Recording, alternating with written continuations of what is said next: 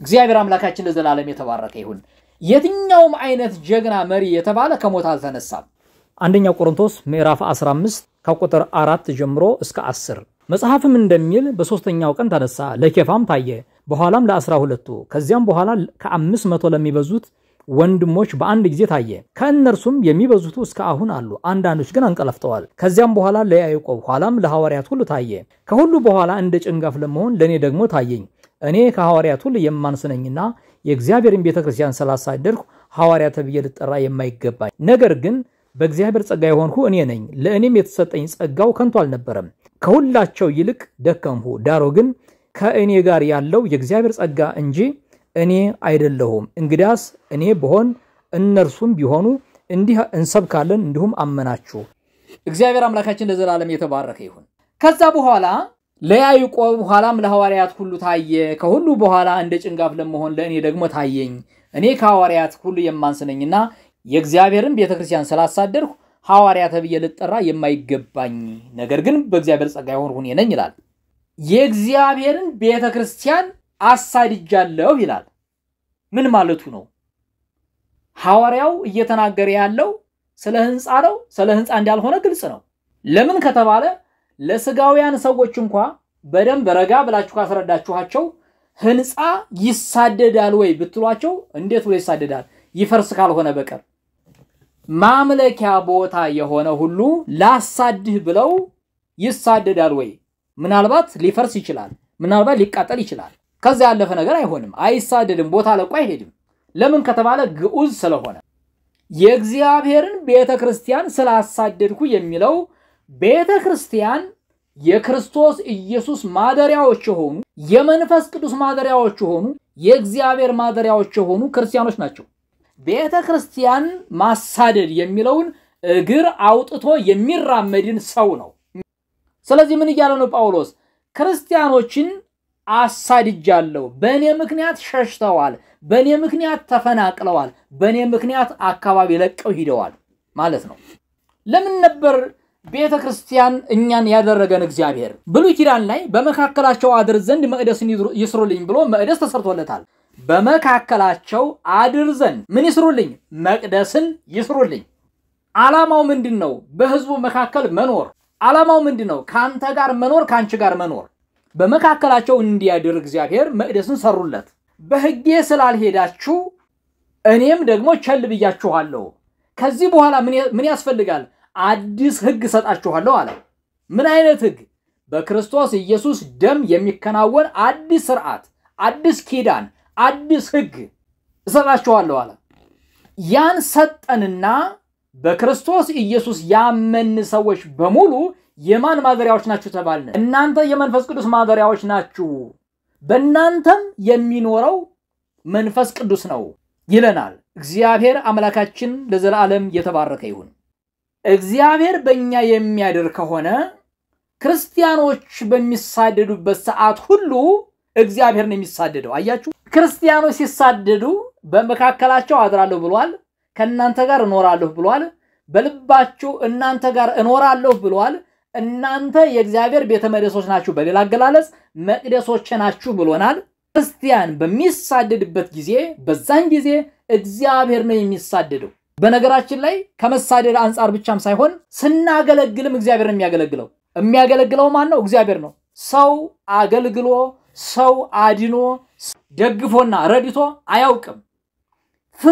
ፍጡርን አያድንም የፍጡር መታመኛ ፈጣሪው ብቻ ነው የፍጡር መደገፊያ ፈጣሪው ብቻ ነው ያልፈጠረ አካል እንዲሁም የተፈጠረ አካል ፍጡርን የተፈጠረውን ማለት ነው መደገፍም ሆነ መርዳት ማዳንም ሆነ ወደ እግዚአብሔር መንግስት ማስገባት አይችልም ፍጡርን ሊያድነው አይችልም በፍጡር የሚታመን የተረገመ ነው ስጋ ለባሹን መደገፊያው የሚያደርግ ወይም መታመኛው የሚያደርግ አካል ርጉም ነው እግዚአብሔር አምላክ ለዘላለም የተባረከ ይሁን እንኳን መታመኛችን በእግዚአብሔር ሆነ አረ በፍጡርስ መደገፍ ከንቱ ነው ለቀላል ነገር እንኳን ተደግፋችኋቸው ስንቶች እንደ ስንጥር ወግተው ጥለዋችኋል እንኳን ለነፍስ ይቅርና ለቀላሏ ነገር ሊያደርጉት በሚችሉት ነገር አልችል ብለው አላደርግ ብለው ስንቶቻችንን ወግተዋል፣ ስንቶቻችንን ጥለዋል።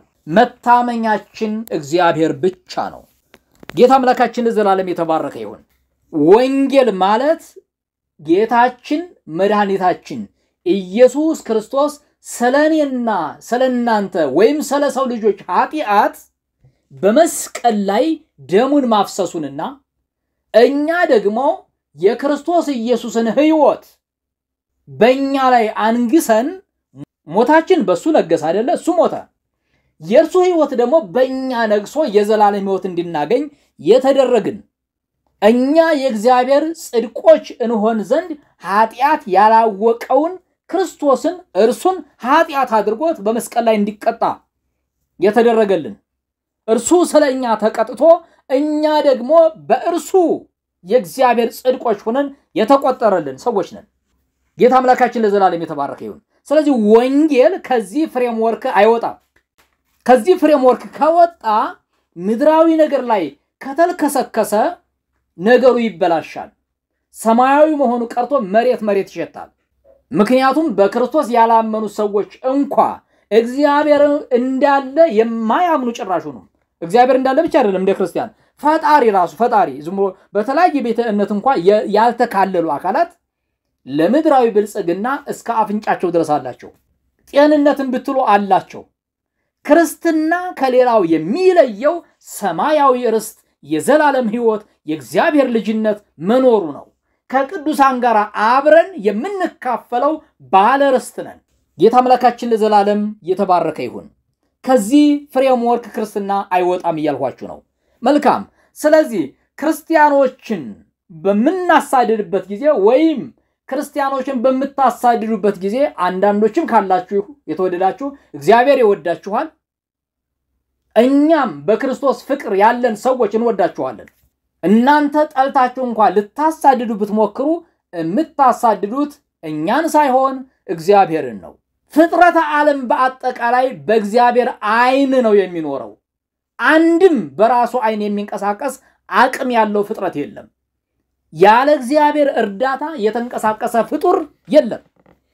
ስለዚህ የእግዚአብሔርን ቤተ መቅደስ ማሳደድ ማለት ክርስቲያኖችን ማሳደድ ማለት ነው። ክርስቲያኖችን ማሳደድ ማለት ደግሞ እግዚአብሔርን ማሳደድ ማለት ነው። ስለዚህ ጳውሎስ ምን አለ? ስላሳደድኩኝ ሐዋርያ ተብዬ ልጠራ አይገባኝም ነበር አለ። የማይገባኝ ነበር። ነገር ግን ምን ሆነ? በእግዚአብሔር ጸጋ የሆንኩ እኔ ነኝ።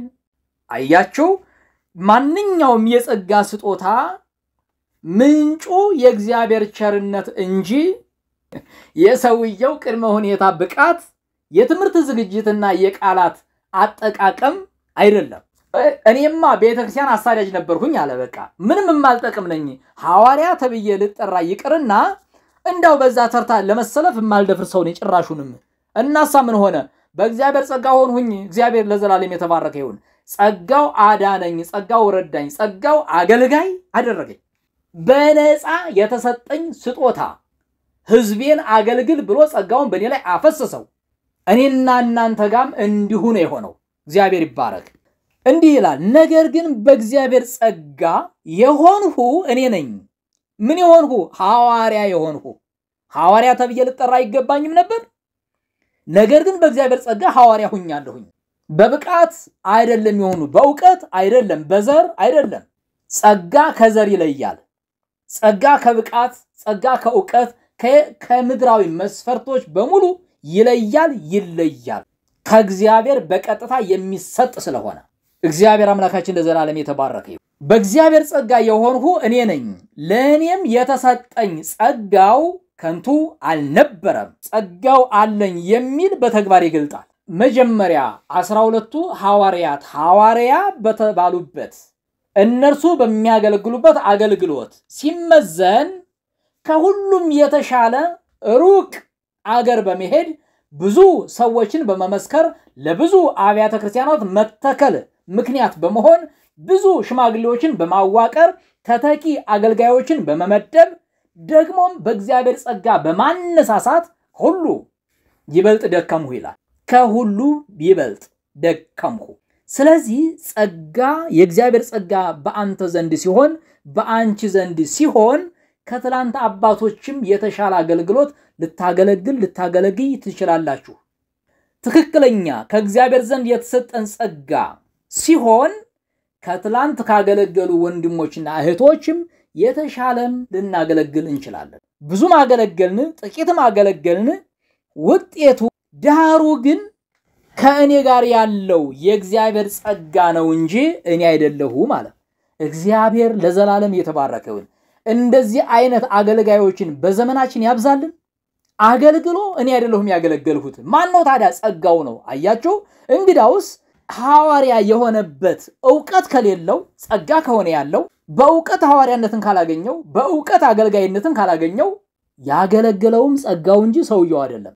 ከሁላቸው ደከምሁኝ ዳሩ ግን ከኔ ጋር ያለው የእግዚአብሔር ጸጋ ነው እንጂ እኔ አይደለሁም። እንግዲያስ እኔ ብሆን እነርሱም ቢሆኑ እንዲሁን ሰብካለን እንዲሁም አመናችሁ። ጌታ አምላካችን ለዘላለም የተባረከ ይሁን። ዋነኛው በዚህ ሐሳብ ውስጥ ሊናገር የፈለገው ጳውሎስ የወንጌል ፍሬምወርክ ይሄ ነው የሚል ነው። በዚህ ትምህርት ጸንተን እንድንኖር ጌታ ይርዳን። በዚህ ትምህርት በዚህ ፍሬምወርክ ስብከታችን ክርስቶስ፣ ጸሎታችን ክርስቶስ፣ ሕይወታችን በክርስቶስ፣ መኖራችን በክርስቶስ፣ መውጣት መግባታችን በክርስቶስ እያንዳንዷ ማይክሮሰከንድ ከጌታ ጋር ያለን ቀረቤታ የጠበቀ ሆኖ እንድንዘልቅ ጌታ አምላካችን ይርዳን። ተባረኩልኝ።